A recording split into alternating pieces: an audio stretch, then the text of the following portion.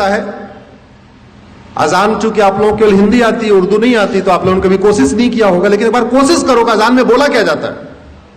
अजान में यह कहा जाता है दिन में 5 बार या 2 बार जब भी अजान होती है, अल्लाह के अलावा दूसरा और कोई भी इबादत के लायक नहीं, यह बोला जाता है। इस्लाम में अल्लाह के अलावा, खुदा के अलावा और किसी की भी इबादत करना हराम है, बोला जाता है, मदरसों में सिखाया जाता है, कुरान में लिखा है, हदीसों में लिखा हुआ है, अजान में लाउड स्पीकर से बोला जाता है। नहीं तो गूगल ट्रांसलेट करके देख लेना, अजान का मतलब सर्च करना, आपको पता चल जाएगा क्या मतलब उसमें बोला जाता है। अगर अल्लाह के अलावा किसी और की इबादत करना हराम है, तो फिर मज़ारें क्यों बन रही हैं, फिर दरगाहें क्यों बन रही हैं? उत्तराखंड में देखते देखते पूरे जंगल के जंगल मजार दरगाहें कहां से बन गई। और आपकी जानकारी के लिए बता दूं, अरब में एक भी मजार नहीं है, अरब में एक भी दरगाह नहीं है, और अरब में एक भी पक्का कब्रिस्तान नहीं है।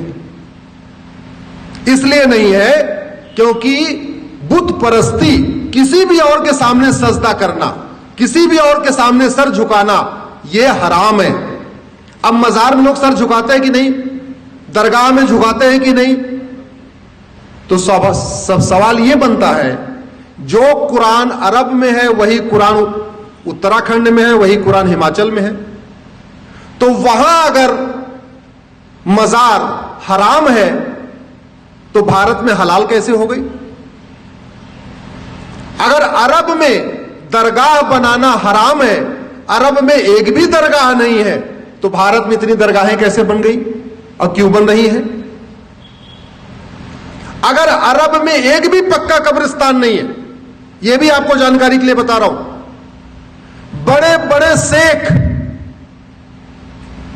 जिनके घर में सोने की प्लेट होती है, सोने का चम्मच होता है, अरबपति खरबपति हैं, उनकी भी कब्र पक्की नहीं होती, क्योंकि पक्का कब्रिस्तान भी हराम है।